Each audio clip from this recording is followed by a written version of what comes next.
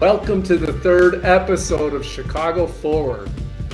Today we have a very special episode. I've been wanting to interview this person since we started because he is the co-host of Chicago Forward, but he's a true blue Chicagoan with a fascinating story and history and insights into leadership, into sports, into media production, into life in general.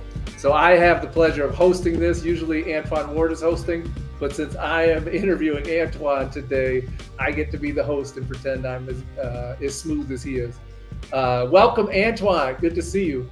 So far, so good. Smooth as butter on hot toast, man. I'm doing great. Thank you. I mean, it is very weird being on this side of the yard, but it's a great opportunity. So thank you. It's fun to interview you because you and I know each other socially, and we usually talk light stuff and sports, and it's kind of fun to be do a more formal interview and ask you things I would not normally ask you when we're just hanging out.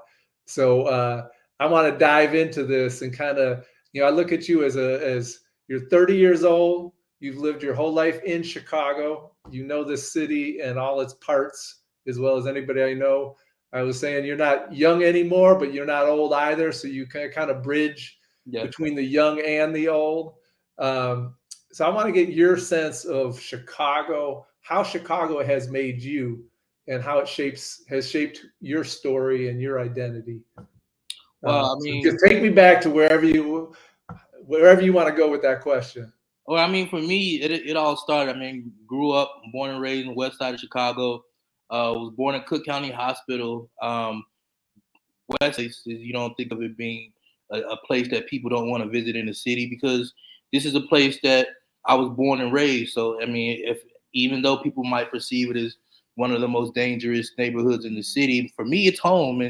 And in reality, like myself and so many others who were born and raised in a neighborhood, you get accustomed to a lot of the things that you see in a neighborhood, whether that be good or bad. More so bad than good, but you get desensitized to a lot of the things that you witness in that neighborhood. So growing up, we're accustomed to seeing, or I'm accustomed to seeing a lot of violence. I've lost friends, I've lost family members to violence, to gun violence. So for me, in a way, that has always been the thing that has made me mentally and emotionally, I would say more mentally tough than anything, because growing up in an environment like that, I mean, walking outside, you don't have a lot of resources to a lot of things that other neighborhoods uh, would be well off with. So, I mean, you kind of have to work with what you have. And um, being raised by my mom, Barbara Hollins, who raised 8 of us, 7 of which was her own kids, and 1 was her grandkid. With her first daughter having her first kid at 15. So I mean, you grow accustomed to a lot, and not having a lot and being sharing, and back during that time where I grew up in the 90s and early 2000s in the Austin community. I mean, it's drastically different in terms of how the neighborhood kind of protects and views itself. Now it's more so every man for itself. Back then, when I was raised, it was more so the community raised you. If you got in trouble on the block, your family, your family knew about it before you walked in, because the next door neighbor might have told her on the phone or yelled to another neighbor to go tell your mom. So you got in trouble twice. So a lot of that, kind of what I grew up on, being that family environment, that community environment, wanting to help out your neighbor. And those are kind of some of the values and core themes that I really learned being in that environment. Yeah, I mean, you have a deep love for Chicago, and despite the traumas of the violence, it sounds like you had this nurturing community all around you that helped shape you. Tell me a little bit more about the key people in your life. I know you went to Orr High School because that's where I met you. But what were those key people, and when you were a little guy running around, that had an influence on you early on and helped make you who you are? Man, I had to think about this question because I obviously one of those people obviously were you in my teenage years, from about 15, 16 on till now. But before then, man, I can honestly say that I think the thing that drove me more than anything was wanting to be able to uh, be important, be noticed, be somebody who was good at something. You know, Mhm. I had, brothers and sisters who are older than me, and I was kind of in the middle. So I kind of was like that person who was a little bit overlooked, while at the same time was just like not really, didn't really know where his talents and skills lie. But uh, obviously, also too, a lot of people don't know this, even in my present life. I grew up with a speech impediment. I was something I was born with.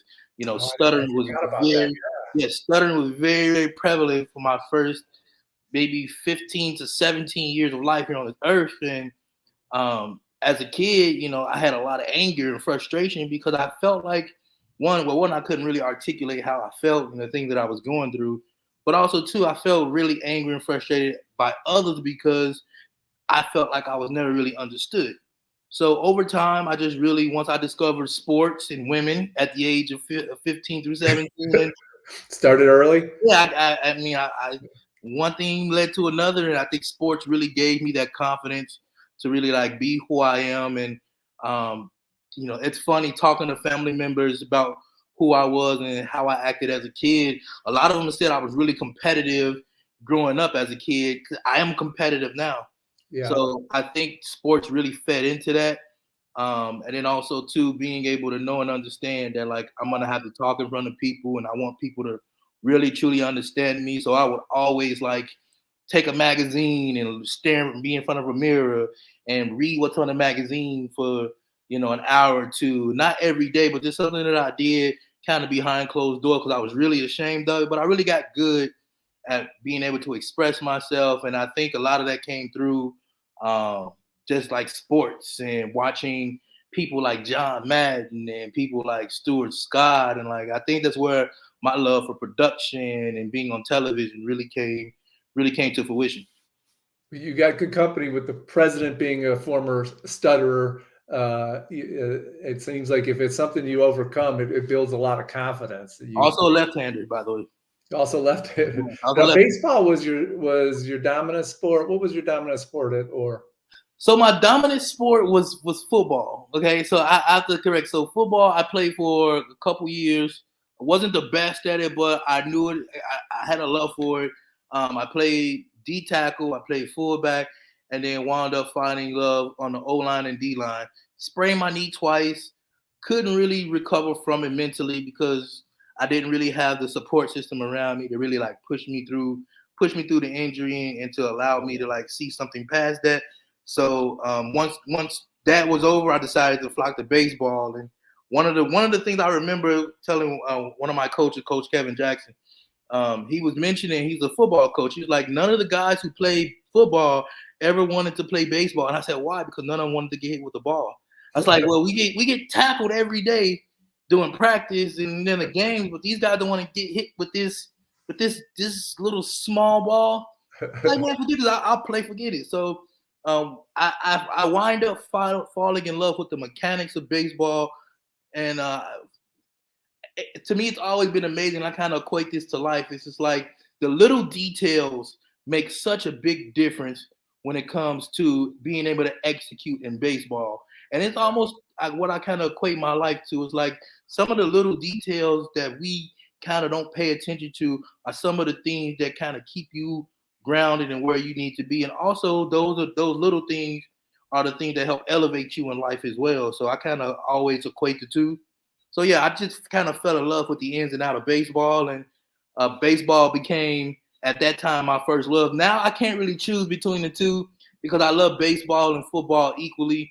Both provide different satisfactions to me in life, whether it be the leadership and context aspect of football, or whether it be like the precision and detail, certain little aspects about baseball that really appeals to me. the basketball isn't up in the top three for you though, huh? Basketball is third, and the reason why basketball isn't one and two is because one, I'm a horrible basketball player. I have a jump shot. I have a jump shot if I work on it like I used to. Used to have Uh-huh. a nice jump shot, but basketball, I never really could execute on the court. I never really understood the whole pick and roll, and that I understand it as an adult now, watching it and studying it. But when I always went to play, it never kind of came to fruition on the court. So it always been the sport that I like and love now, but not better than baseball or football. That's interesting. Yeah, the west side of Chicago is famous for its basketball, right? Because you got Absolutely, yes. so many NBA stars coming out of the west side. Hey, I met you at Orr High School, yeah, about age 15, 16. And I remember we went there because Orr at McFA Challenge, because they had cut the school up into 4 schools. Mm-hmm. And there was tension between the schools, and we thought we could run these peace councils and help it out. And then they ended up kind of shutting your school while you were there. Mm-hmm. Take me back a little bit to what it was like going through Orr High School when it was being experimented on by, and you know who started that? Gates Foundation. This Yeah. was like Bill Gates and his people decided to give money to cut schools up, and that Yeah, really affected your education. So I'd love to hear what you thought about it. yeah, I'm amazed by how Orr was able to keep that kind of controlled chaos all in one building, because like as you said, at one point we had 4 schools. We had Phoenix Academy, we had Astor, Moles, Vine, and then Excel with the school that I attended. And each school was on a different level in the building at Orr in and of itself. With I believe it was Phoenix Academy and Astor sharing a floor, but in different parts of the building. So obviously we know that like back during that time during it was a very volatile time. I mean, you had kids doing drugs, having sex in the bathroom, gambling. I mean, it was like a hotbed. Each floor was like walking into a new school. I like literally walking into a new school, and you have a different demographic of students in each school. And it was a dangerous time. So for one, to have or even have the amount of programming it had for each school, because they had extracurricular activities and after school matters for each school, and to keep those separated while at the same time being able to like manage the gang activity and everything else. I mean, I don't think they could have handled the student aspect any better. However, the administration side, as you said, as a student, when everything that was going on, obviously, or was turned around during my time there twice. Um, as a kid, yeah, you feel hurt because here you are, as a maybe a senior, like a senior or junior, maybe even a sophomore, and you grew accustomed to seeing certain teachers and having a certain rapport with the certain staff members, and to have that taken away, not because of something that you did, but just because of how the school was running and maintained. I mean, it was disheartening as a kid, and obviously it caused a lot of riffraff, not only with the students with the school, but parents. And it was a very volatile time for a lot of people, not only the students, but everybody that was kind of involved in, or whether you have been administration, losing their jobs because they fired a large percentage of the administration. Both times that or was turned over during my time was there. So it just wasn't a lot of consistency. And obviously the people who suffer the most are us during that time, the students. So do I think that during that time things could have been handled a lot better with the administration towards how things were covered? Yes. But I think it was such a unique experience that I wouldn't take it back, because how often are you in a building with 3 other different schools, and to have that sort of like that feel, I don't think you'll ever be able to get that anywhere else or have that experience. There was a lot of energy there. I remember you were on the MCFA Education Council, and they Yeah. met with Arnie Duncan a few times in the school year. And you heard about your school being turned around and closed the same day you had a meeting with Duncan. Do you remember putting him on the spot and telling him, how come I had to hear this from the news, and getting him to apologize to you? I don't, but you guys always seem to remind me. Like, it's funny, like how that time seems so much so far long ago, and I just remember being really hurt because there were teachers that I really grew attached to, and people who were during that time. And the reason why it was so important to me, and I felt so heartbroken by it, And I think this is probably some of the same sentiments of the other students during that time, is that I was going through a lot at home, and I Mhm. really didn't have that structure. So school and having those certain teachers who I came to on a daily basis to talk to and get instruction from, when I found out those were gone, it was to me the equivalent of like Mike Tyson losing Customato. It was like you lost somebody who was your mentor, somebody that you could come to kind of keep you on the straight and narrow. And as a kid, I Shout was out hurt. to the Mike Tyson reference too. That was a good one. Yeah, I mean, I could say Kim and Kanye, but that's not really. I would just say I would leave it at that, because I felt at that time I did have a lot of teachers who I considered to be really cool mentors, even outside of Excel. Let's Like give there him a was shout. I remember Miss Walker was one of your teachers, right? yes, Miss Walker's was The one. art She teacher. was Yeah. she was the art teacher. Mr. Waller, who wasn't part of Excel, he was part of Asta, but he was a white guy who was a rapper who happened to be a teacher, and Uh-huh. his name was Professor X. So he was actually the chess club teacher at Astor. So sometimes during after school when we didn't have programming, I would always go and play chess, and that's kind of how I learned how to play chess. So it was And like, Laura had a good chess program, if I recall. Yeah. yeah, we were okay. I was a part of it for a little bit, obviously trying to like make sure that the time that I had there was kind of like diversified. And that's one thing that's one thing that I will say. I know you didn't chime on this, but I will.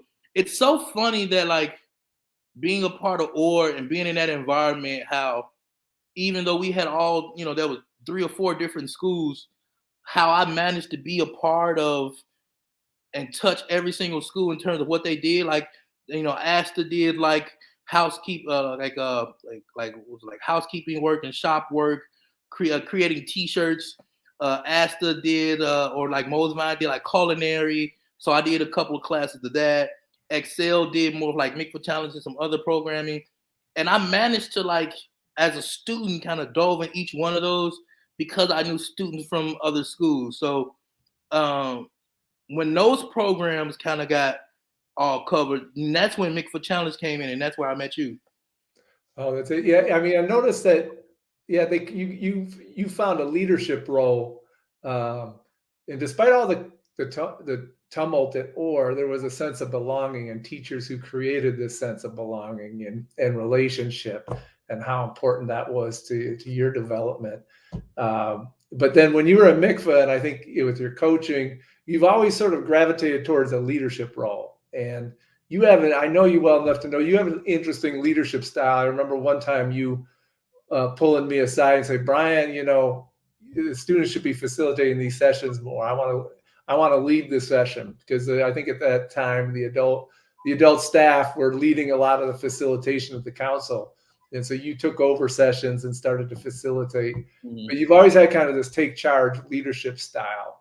Uh, Mm-hmm. where did give me your memories of kind of developing as a leader as a teenager, and where that kind of wanting to stand up and help lead came from.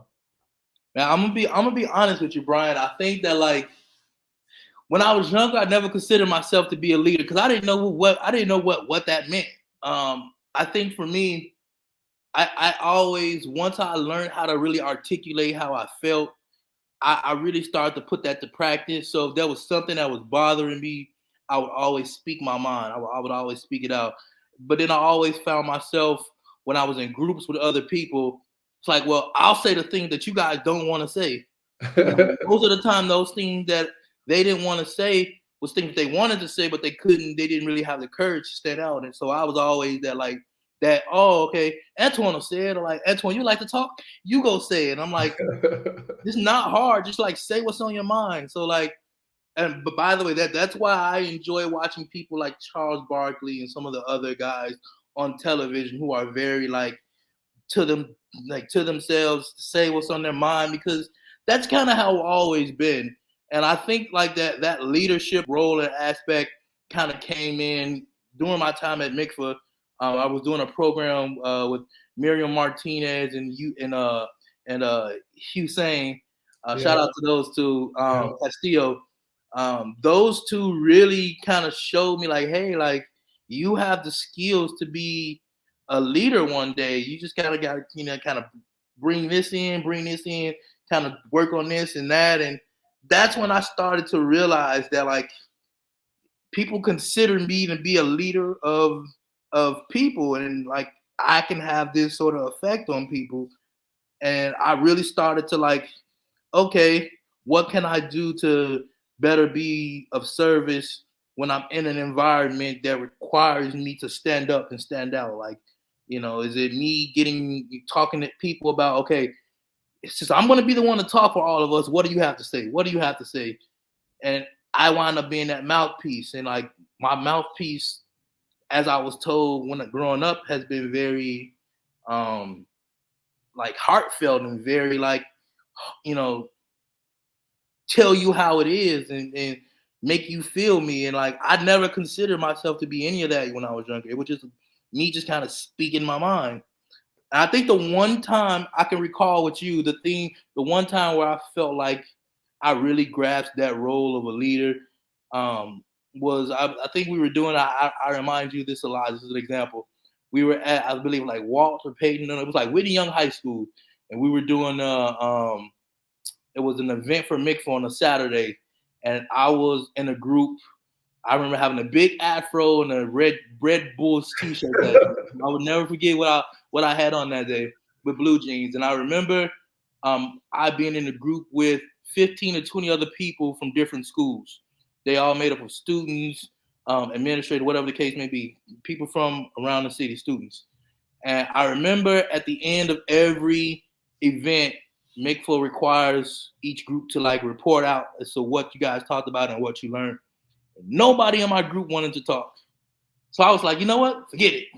Bam, stood up. I remember standing next to you, and I remember looking out to everybody and just like expressing how we felt, expressing how I felt, what I learned, what our group learned. And I remember getting a standing ovation. I don't know what happened during that time internally, but like it was like a warm hug. And it was something that like really stuck with me even to this day, because it let me knew that people not only trusted me to be able to deliver their message, but also to knowing that I had the courage to be able to stand in front of that many people and talk like that. Like I think that was one of the first times in my life where I actually did that.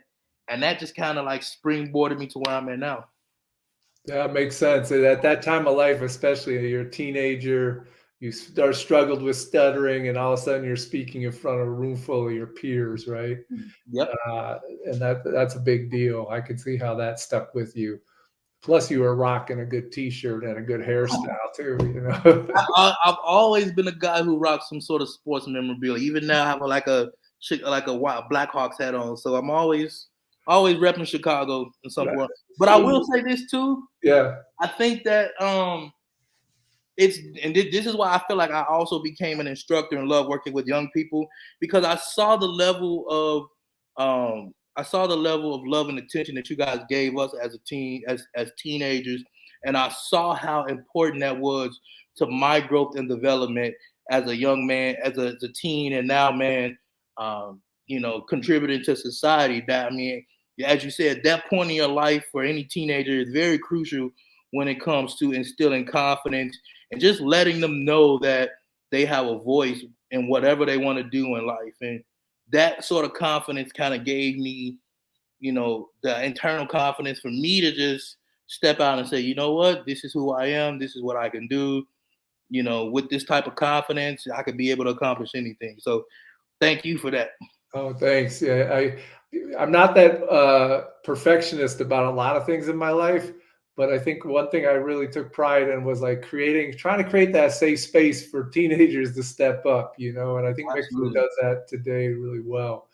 This gets me to, though, you after high school, you take this interesting path and you kind of non-traditional. You go into sports broadcasting and get a degree in media production and sports broadcasting. And then you also then go into helping manage restaurants and then doing some youth work. with MICFA and other agencies. So you've had this really interesting kind of leadership, like you're either behind the mic or production doing leadership, or with young people, or in the food service business. But it's all kind of people work and leadership. So tell me a little bit about how you took that path out of high school, and why you enjoy the path you've taken. I mean, you could even throw in you could even throw in nursing or working in the medical field, because I was an activity aide, being in that working at a nursing home from the age of 18 to about 24, 25. Oh yeah, So, that was big. yeah. So I mean, I've kind of hit a lot of spectrums when it comes to working with people. I think for the media aspect, it was just a particular night where I graduated from high school, and I was like, man, I got to figure out what I want to do with my life. I know I love sports. I don't have I'm not the great at and best at it, so going professionally would never be an idea. Idealistic the thing I want to do. So one particular night I was laying down, and I'm a big fan of Watto and Sylvie, ESPN 1000. Yeah. And they always do their 60, 30-second promos, and one of them was for the Illinois Center for Broadcasting, now called Illinois Media School. And I was like, you know what? It's like 10 p.m. at nighttime. Everybody's in my house sleep or out. And I'm like, you know what? Let's give this a try. I may not get it, but let's try it. I wound up going on their website, filling out an application. The next day, Don Clark, who was in charge of enrollment and bringing kids in, called me the next day. Was like, hey, we'd love to have you in. Come check it out. I'm like, okay, I'm going to go check it out. I'm not expecting anything. It's not a big deal. Go in, check it out. Absolutely fell in love with it. They had a studio. They still have a studio on State Street right off State. And it was like Ida B. Wells. Beautiful location, middle heart of downtown. I remember sitting at that news desk, and I remember taking a picture of it that day, and I was like, this is what I want to do. This is what I want to be a part of. I want to be behind that mic. I want to be behind that mic with all these bobbleheads and like sports memorabilia. Like, this is where I want to be. So I wound up doing that for a year and a half. Had some experience working with countless amount of people in sports, whether they be behind the mic, in front of the mic. Got a chance to meet a lot of Chicago athletes at that time, Brian Urlacher, before and after the hair. I worked at 120 Sports, which is a sports hub at the time in Chicago, being a cameraman behind a closed door for about a year. Worked with one of my former instructors at Illinois Media School, or Illinois Center for Broadcasting at the time, Jim Kropp, who was a specialist in Final Cut Pro. Worked with him doing odd jobs outside of that. Even joined on board with an organization that he works with. He founded, called Shine on Chicago, which I still instruct on currently a couple times a year. So that's just with that. But I think all the paths that I've taken, whether they've been working in media, whether they worked in food service, or whether they've worked in the medical field, I've always had a love for people. I've always had a love for wanting to, one, be the best person I could possibly be, but also, two, I know and understand that everybody in life serves a purpose. Whether that purpose is whether that purpose can be shown as good or bad, I think at the end of the day, I've always felt like I wanted to have, a direct kind of line towards helping people. Like I always felt like we had a purpose to do that. So it's like, why not do that in a more direct way, but just helping people and being kind. And like, I never mastered a skill in my life. I've always been great. I've always been okay at certain things, but being great to people has always been the thing, and communicating with people has always been the thing that got me far. And I believe Maya Angelou said it. She's like, some people will forget what you've done, but people will never forget how you made them feel. And I've always tried to leave people with a good feeling, whether it be about me or a place that I've been at or a place that I'm working. Because at the end of the day, we all want to feel great. We all have things outside of our realm that are bogging us down that we may not have control over. So why add on to that? You'll be amazed by how just a smile or a thank you or crack a joke to somebody makes somebody's day. And I've always been about that. And that's the thing that has made me a lot of money, and that's what I try to tell a lot of people. Yeah. And if you can work with people, you'll always be employed, right? Absolutely, absolutely.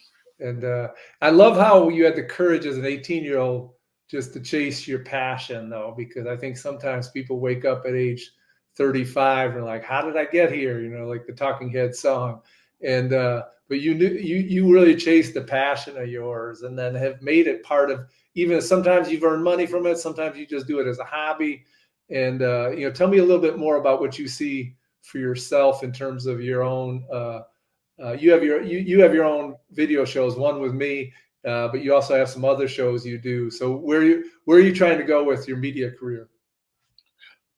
It's you know what, I'm still trying to figure that out right now because I'm good at it. Like I said, I'm good at a lot of things, and I think that's where I shine because I enjoy being able to touch different aspects of life. And like I feel at this point in my life that I'm not really very one dimensional. Like how can any of us truly be one dimensional in every environment?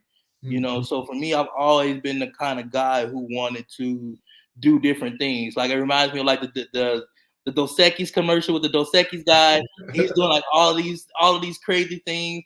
Like I've always wanted to be somebody that knew how to like conduct myself and handle certain situations in all walks of life and just to have fun. You know, sometimes we take life too seriously when there's people who are dealing with so much worse in this world, and sometimes we have to stop for a moment of clarity and realize that even though we might be in a stressful situation and stressful things may happen to us in life, we got to remember that we don't have it as bad as a lot of other people. But also, too, we have to know and understand that those bad times are put in your life for a reason. You know, they're meant for you. They're meant to make you stronger. You know, like Eric Thomas would always say, one of my favorite people in the world, motivational speaker. He says everybody want to be a diamond, but some people are too afraid to get cut like one. Yeah. Sometimes you got to be in that pressure to be able to just like handle that and be able to allow that pressure to make you into something great. That makes, yeah. It'd be interesting to see if you, because you work well behind the mic and you work well in front of the mic, and so I'm curious to watch. I know you're doing multiple jobs now. It'd be interesting to see if you end up gravitating into one area or more, the production or the on air hosting. You know what? I think at this point I stopped chasing. I stopped chasing wanting to have like my ultimate goal being that because I feel like life will work its way out, will work itself out if I continue to work it.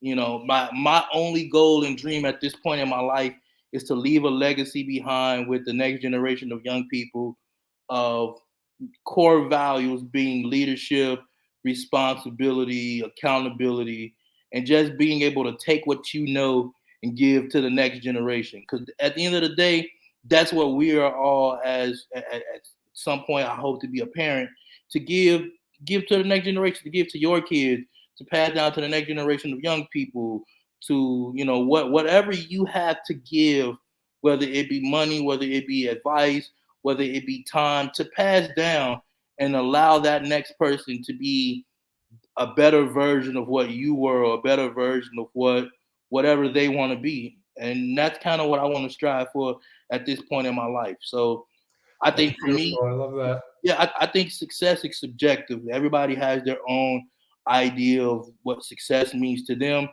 You know, that could be having a lot of money, that could be fame. But for me, success is being able to have the ability for somebody to say, you know what, I'm at this point in my life because Antwan taught me A, B, and C, or because he showed me A, B, and C. And that's something that I'll take for me the rest of my life. And I'm gonna pass down to my kids or to the next generation of students that I work with. That to me is what I want to leave behind. It's a tree that continues to bear fruit. You know what I'm saying? Yeah, yeah. You make me think of I should. This is called Chicago Forward, but when I talk to you, like Chicago is just all these people who you've met and built Mhm. relationships along the way. I'm hearing in this interview, and you know that I want to kind of close with a couple of questions about Chicago and put your analyst hat on, sort of All right. your politician activist side. All right. Uh, Beautiful city. It's got its stuff. It's got its challenges. Where do you want to see? 20 years from now, Chicago, the Chicago you want it to develop to be, what do you want to see out of it? I would like to see a less segregated Chicago. Chicago's a very beautiful city. We all know, one of the best summer cities in the world. But I think anybody who lives in Chicago and who lived in Chicago for an extended period of time and have experienced different neighborhoods throughout the city will understand that it's one of the most segregated cities in America.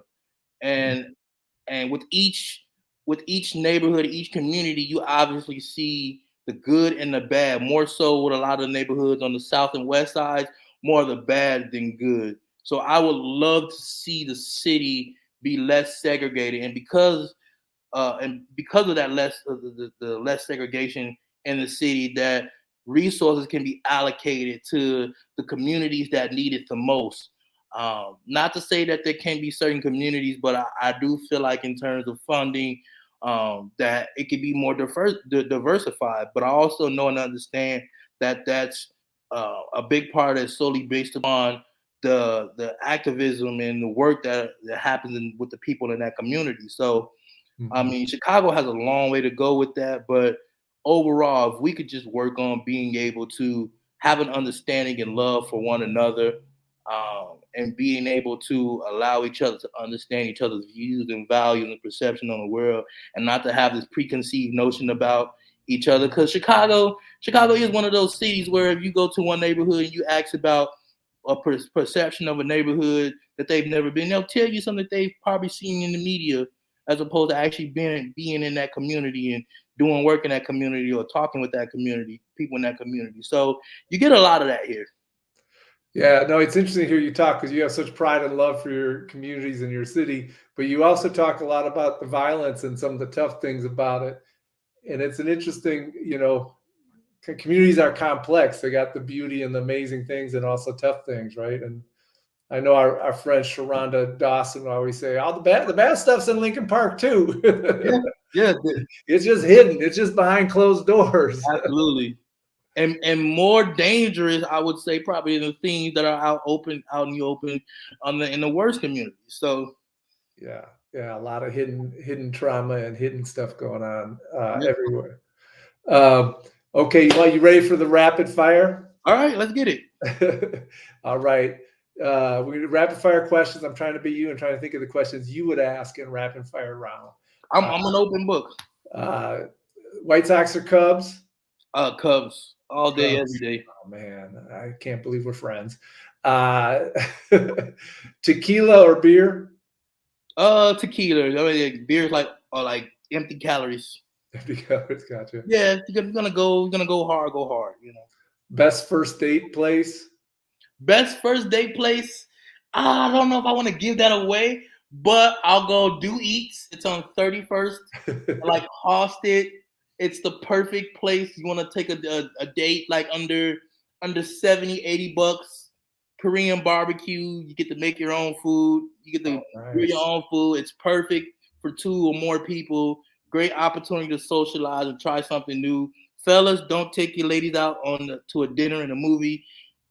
Take her out somewhere. You can be somewhere like that. There's a park a couple blocks away, liquor store down the block at the BYOB. You're welcome. That's good. Wait, what's the address again? I don't know the address. What's the street? It's called Do Eats. Dewey's. Okay, got you. Do Eats. Yep. Okay, go. You want to go out and just have a good time with your friends? Whatever type of friends you got. What's your go-to place? There's a lot of places, but my personal place, because I love baseball, Sluggers. Oh, Sluggers. Sluggers is one of my favorite bars, strictly because they have the batting cages. I'm a huge baseball guy. There's also another place south of the city called Stella's. They have an open door, an indoor batting cage that's even larger. Obviously, for me, I'm a huge sports bar guy. So to hang out with friends, it would either be Sluggers, Stella's, or a place that I actually go to now. It's in Lakeview. It is called, God, I'm having a brain fart with this. It's called It's coming to me. It's coming. It's right on Halsted. It's right on Halsted. Right, If it comes to me, I'll let you know. But when you're editing this, you can pop it in the screen yeah, underneath. it's gonna kill me that I don't. It's gonna kill me that I can't give you the name right now. But it's a cool bar. I think they're the owner of the bar is like a huge Indiana Hoosiers alum fan. So Kirkwood Bar. That's the name. Kirkwood. The name of the bar is Kirkwood. It's right off Halsted. I love going there. The staff's friendly. They have a great outdoor section during the summertime. If you want to watch a game, that is the perfect place. Oh, nice! You got me two good new places. The Korean barbecue. I can go with my partner, and then I can go with my son to the what's it called? Kirkwood. Kirkwood. They have Kirkwood. amazing cocktails. I'm a huge Okay. cocktail guy. Or maybe you and I go to Kirkwood. Let's go. Let's go. Last question, because 2 days ago we had the Academy Awards. Yes. You have to say, are you Will Uh, Smith or Chris Rock? You know what? I was supposed to create a podcast on this yesterday. I got caught up with work. So what better place to do it here than Chicago 4? So here's the thing. There's a time and place for everything. And I'll say this much. Am I condoning what Will Smith did? Yes. However, it should have been done behind closed doors for a number of reasons. And I feel like most women that I've talked to, and I think women in general, has probably agreed with Will Smith because obviously, you know, they want a man to stand up for their woman when she's being humiliated in such fashion. Deservedly so. You do this on the biggest stage possible to a guy who told a bad joke, who profession is to make jokes. Was it a bad joke? Absolutely, it was a bad joke. But first of all, this was the first time I believe they had an all-black production crew in control of the Oscars this year. So that was also a big deal. And I don't know what the history was with Chris Rock and Will Smith, but there's a time and place for everything. And I get it. He publicly humiliated his wife with that joke. It was a horrible joke. That's something that you can be handled behind closed doors, because what happens in that situation is that this was a very historic night in the sense of that once, as we said, it was an all-black production crew. Obviously, Will Smith winning the Oscar. We kind of knew that was going to happen for his involvement in showing in was it King Charles, the movie with King Richard, King Richard, excuse me. So it was a big night, and for it to be made into what it was, instead of being about the successes of Black excellence, it became something that we are all now as Black, and not as a Black man, I'm ashamed of, because it further perpetuates the idea that you can't give Black people anything. Like this is what happened when we let Black people take over, the Oscars. Like you have a man walk on Will Smith, one of the best known actors in the world, household name, walk up to a household African American comedian and smack him on stage, while all the while sitting down cursing this man out. First of all, my heart goes out to Chris Rock in that sense. What he said was wrong, but at the end of the day, you have a responsibility as a role model, as somebody that people look up to and people aspire to be like, to carry yourself and conduct yourself in a different way. I get it. It was the joke was in bad taste, but you don't put yourself in that man's self in that position. Now, unfortunately, Chris Rock is one of the best comedians we've had for decades now, and now his reputation is tarnished based on something that happened in a span of 2 minutes on live national television. It just looks ugly and embarrassing all around. I would have liked Will Smith to apologize to Chris Rock, even though, like I said, nobody would have been mad if he'd have had words with him afterwards, because obviously, Jada had some things going on in terms of having something going on with her hair and causing it to be bald and so forth and so on. So for women, African American women, people don't understand hair is everything to them. So yes, I absolutely get why she rolled her eyes and why she wasn't amused by the joke. But you don't allow another man to take you to that point to where you make a permanent decision based on a temporary feeling in that situation. Because now there's memes, there's this is gonna resonate longer than what it should. And I'm pretty sure, and we spoke about this yesterday, they're both probably okay with it now. They probably said their piece. But because power perception now is that like Chris Rock has kind of been punked. So It's also the white community and the black community, right? There's different conversations and different yeah, layers of complexity. yeah, Definitely more for the black community. I'll keep my mouth mostly shut, but I will say one nice no, thing about speak each. on it. Chris Rock took a punch pretty well. I got to give him credit for that. Man, listen, any man who can take a smack like that and still do his job, because he still did his job. He was a little bit rattled, but still did his job on national television in front of me. Do you know the first minute it happened? The Chinese, because it was a Chinese broadcast who recorded the audio of Will Smith saying what he said after the smack. That was snipped. The first minute, it got over 100,000 hits.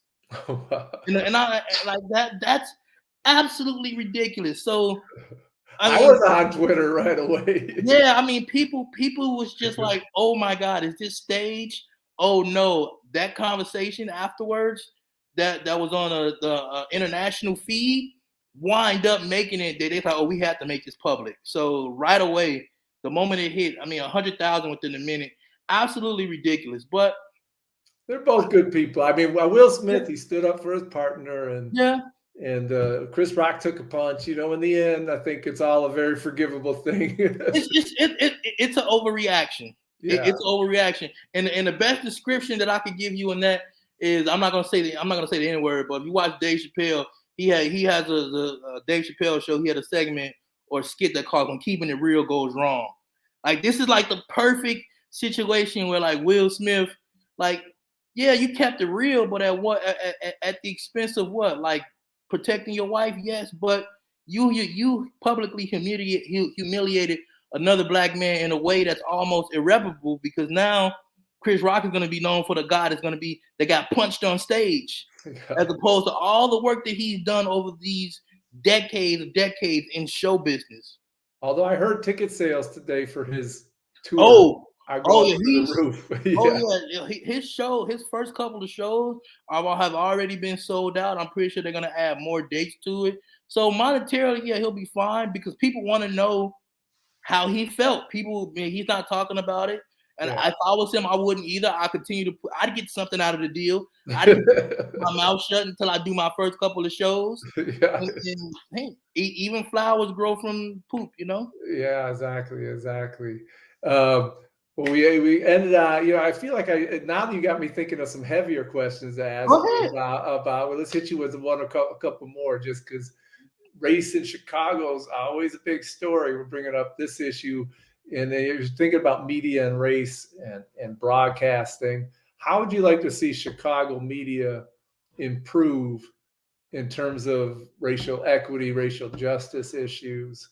And I forgot to ask you, I'm going way back to the beginning of the interview, Orr had a police station inside of Orr High School when you were there, no? Yeah, so they treated one of the classrooms like the police station. So it was like the central hub for like kids who were just like a little bit off the rail. So they didn't have a place where they didn't have a place where they like held them in jail, but we had detention rooms to where if the kids got a little bit too out of hand in the detention room, they would go from that detention room straight to the police. And the police had a room where they sit you in there. If they deemed whatever you did was a crime, they would obviously take you off to prison or to take you off to jail. And like that was the thing that for me that was always, I always thought that was abnormal. I always thought that was something that was like out of the norm. Like, how would you have a police station and it was the same two officers every day posted up either outside or either in that classroom? And that's something that as a kid you never get used to, because it's just like you come to school, you should already feel protected. But the fact that you have to have police there, it's like an extra, alert, it's like an extra antenna that you have to have because you already have a bad notion about the police.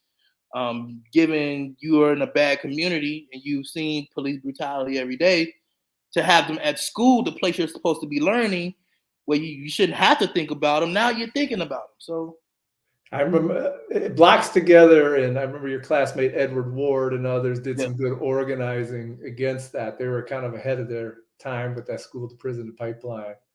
And I think they ended up getting them removed, no? I cannot remember for the love of me. I do remember Edward Ward being a very pivotal part of a lot of the movements during that time at Orr. And he's even I'm not don't quote me on this, but I know he's ran for office, some office here in the city of Chicago. We can Very get smart. Edward on Chicago Forward, yeah. We could definitely work on bringing him here, but yeah, he was very pivotal in a lot of those. Him and a young lady by the name of Mercedes. So Oh yeah. yeah, I remember that.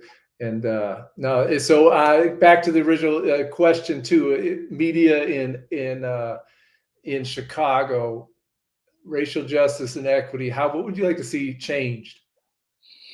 Um, I would like in an age where we have technology at the tip of our fingertips and we're able to see, some of the injustices that go on in these communities. I would like the city of Chicago, not only in the city of Chicago, but this is everywhere, but primarily in our large cities here in the country, to be more prevalent in terms of holding people accountable based on based on some of the stuff that they get from these cameras, and like using that and really using it and holding the people who commit such heinous crimes on camera in front of people accountable.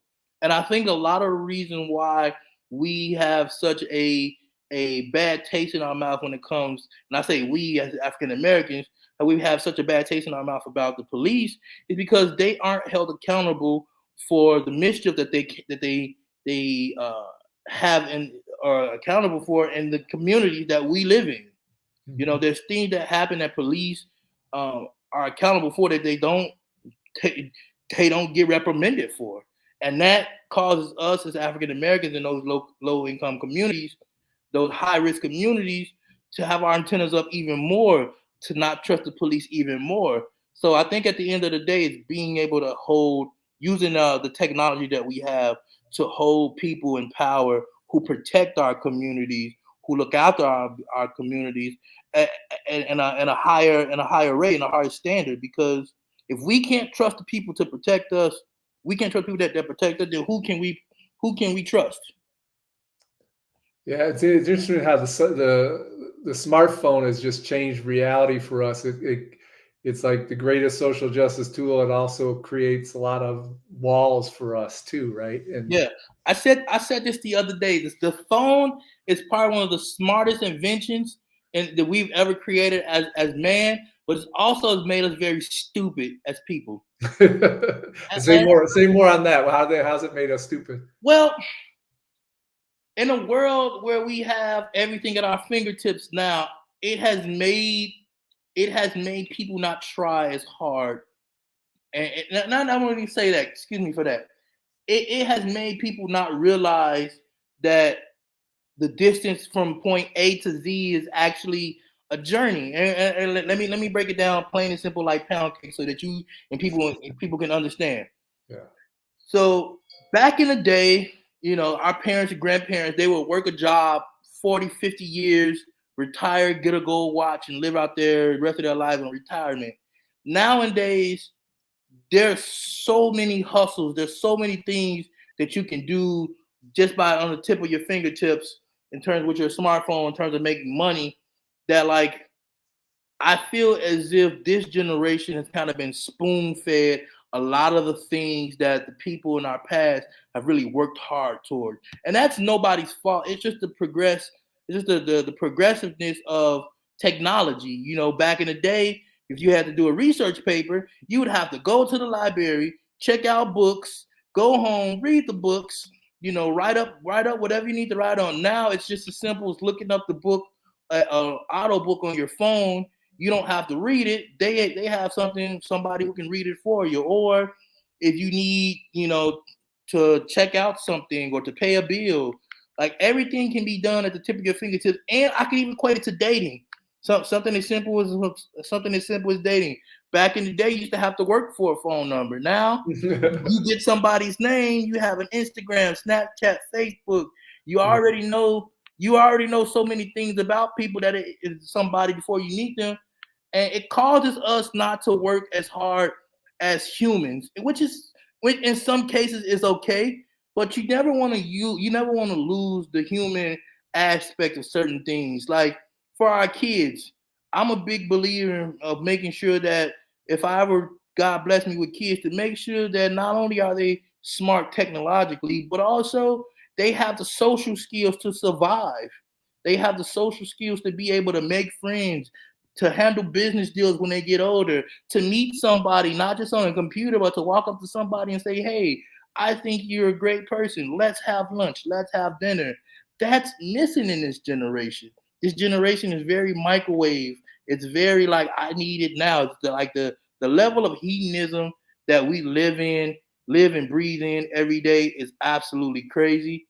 But I think at the end of the day, we have to, as adults who I speak as being 30, being part of that generation who like had to work for a lot of that, or what comes easy to this generation, to remind them of, at the end of the day, you have to be able to talk to people face to face. You have to be able to shake their hands. You have to be able to allow yourself to be present whenever you're around people. That Yeah. means when you're talking to people, not be in your phone, or not be worrying about something that you don't have control over. And this day and age with technology has also kind of created a generation of people who deal with anxiety and depression, because there's also pressure from social media and things that we see on TV to be somebody that you're not, and to try to make it, because now everybody who's now, you know, 15, 16, they can be millionaires by posting content. So Yeah. there's this pressure not to, oh my God, I gotta be something, and I gotta be something big by this age. It's like, you know, And that FOMO. millionaires, Yeah. kids, millionaires in this generation are a lot younger.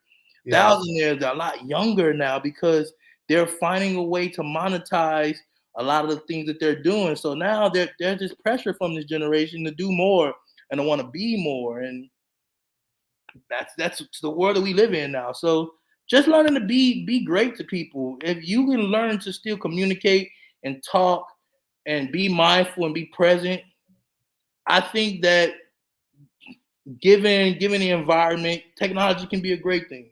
But it's made of a lot of us stupid, which is I unfortunate. like that. It made the It made a lot of us stupid. yeah. Like, so, like I was one of them at one point, because I had to teach myself not to text, not to talk how I text, or Oh not to yeah. write how I text. That's another thing. Like, Yeah. it's made things so easy for us that we forgot that, hey, maybe it's important, it's healthy for us to do it the harder way, so that we won't lose those skills.